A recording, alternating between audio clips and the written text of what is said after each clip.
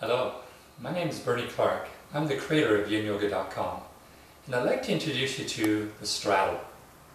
The straddle is also known in yin yoga as dragonfly, and it's basically the yin version of the splits. There are several key benefits to doing the straddle fold. It's a lovely deep stress for the inner legs, the adductor muscles, and will actually even have a nice healthy stress for the medial collateral ligaments alongside the knee. For some people it's also a nice stretch for the back of the thighs, the hamstrings. It can also deeply work the fascial networks and the ligaments along the spine. It is said for women to also stimulate the ovaries.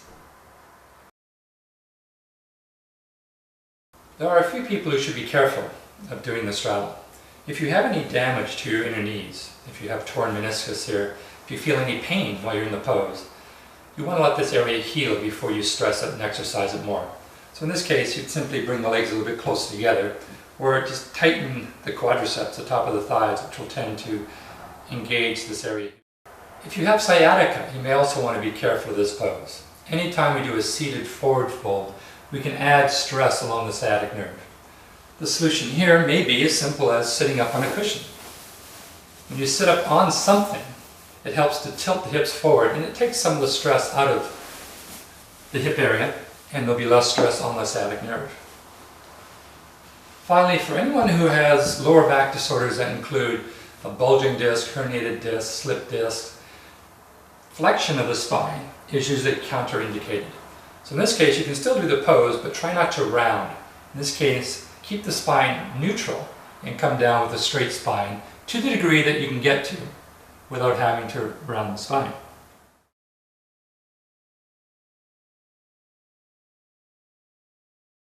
Coming into straddle fold is very simple. We just start from a seated position and we separate the legs apart. Now everyone has their own natural range of motion, so we're not trying to get to 180 degrees like some sort of cheerleader, unless you are a cheerleader, in which case go for it. We just want to get to the place where we feel a tug. And generally we'll feel it through the inner groins, maybe through the inner knees. And that's fine. We just come to that edge and then we become still. We'll let the pose soak in for time.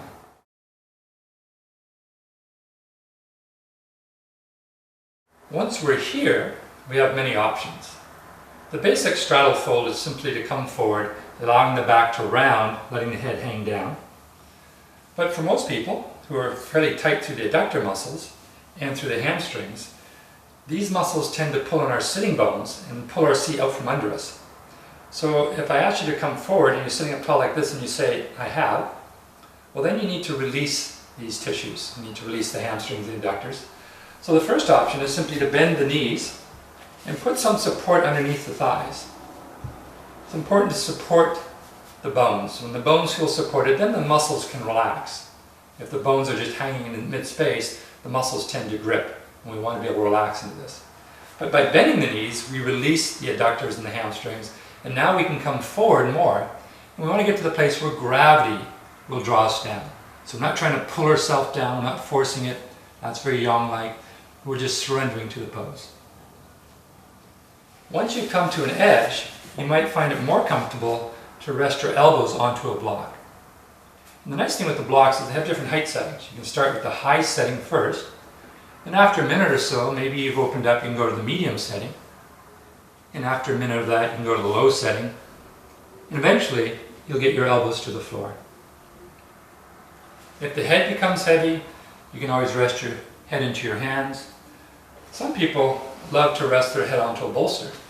So you can just prop the bolster up here, lean against it, or have the bolster against your chest. So again, you feel supported. There's many different ways to use the bolster.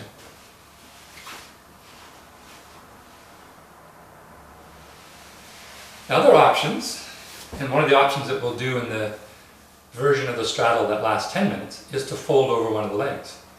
So we can simply start to come over towards one of the legs. And again, if the hamstrings are really tight here, you can bend the knees, put some support underneath it, or just use your arms as support. And then as you hold over time, the leg will get straighter and straighter. When we fold over one leg, we tend to emphasize the fascial bags of the hamstrings more than the inner groins of the adductors.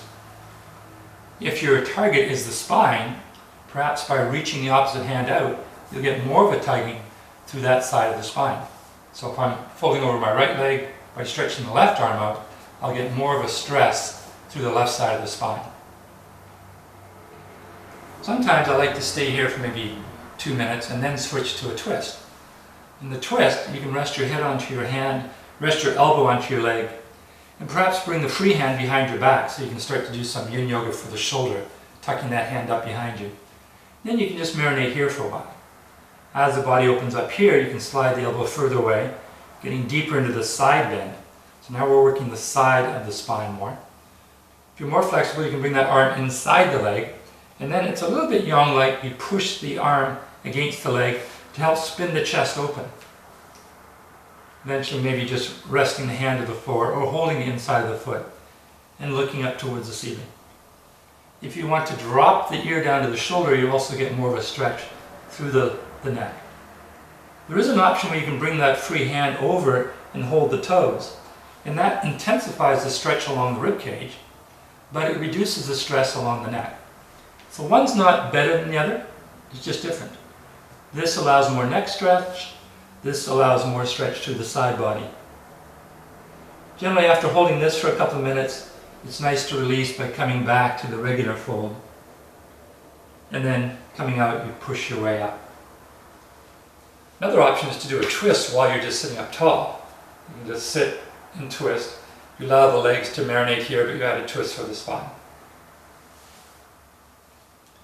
There is a version called half butterfly, where we simply bring one leg in and then we fold over it. So the half butterfly is like straddle fold on one side. You can learn more about that pose if you look at the video on half butterfly. Now for the really stiff students who are very tight and their legs are quite close together and they can't fold very much at all, it's okay to bend the knees so much that your feet are on the floor. And that really releases the back of the legs so that we can work onto the spine now and allow ourselves to round down more completely. In this case, again, perhaps resting the elbows onto a block. As long as you're feeling the tugging, you're doing the pose. Remember this mantra: if you're feeling it, you're doing it. To come out of the pose, this one's pretty juicy, so we want to come out nice and slow. And this will make you feel like you're an old person. So you might be making those old people sounds as you come up. So push into the floor. The first thing to do is we want to release the hips. You can lean back in your hands and roll the top of the hips away. That frees up the legs. And before you move the legs, tighten the legs, engage the leg muscles here, and then one at a time, draw the legs in with that nice sound of Om. Om is the first syllable of Oh my God. And then we want some counter poses, some counter movements. You can start with maybe a back bend, just puffing the chest up. If you have no neck issues, lengthen the neck, drop the head back. In the straddle, we were going into flexion of the spine, so extension, the back bend, is a nice counter movement. Because we're also slightly externally rotating the hips as we abducted the legs apart, windshield wipers can be a nice counter movement, a nice internal rotation and abduction of the hip here. Some other back bends that you might crave can be the tabletop, sometimes called the hammock. With your feet apart, knees bent, just lift your hips up and down a few times. If this bothers your wrists, you can always do this on your elbows. More flexible students might prefer the slide, the legs straight. Lift the hips up, bring the toes to the floor. In the straddle fold, because we're getting such a strong tugging through the inner groins and the back of the legs, we're stimulating the meridian lines that flow through these regions. So through the inner groins, we're stimulating the liver and the kidney meridian. Through the back of the legs, we're stimulating the urinary bladder. As we come forward, as we round the back, you may also feel a nice tugging along the spine, which is also the urinary bladder. So we're working into the spine through the hips, and a little bit tugging through the knees as well.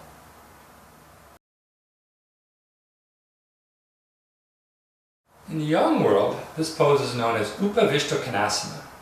However, this is not Upavishta Konasana, this is the straddle fold. Upavishta Konasana is a very muscular pose. We engage the leg muscles, we point the toes up, tighten the kneecaps, try to roll the thighs backwards as we come forward with a straight spine to try and come down as far as we can. So in the yang world, it's very muscular. In the yin world, we're relaxing all that. Don't worry about which direction your feet point. Soften the knees. Allow yourself to round down so we can get past the muscles into the deeper connective tissues. While this can be a very juicy pose, it is one that we can marinate in for quite a while. You can maybe spend 3, 4, 5 minutes in the first version where you're just coming forward, and then perhaps add some of the other variations, the other options of coming to the side, adding the twists, and then go to the other side. So you might spend 5 minutes here, 5 minutes here, 5 minutes over here. So you could end up spending 15 minutes in this pose, if that's appropriate for you. Again, listen to your body. If you need to come out earlier, please do so.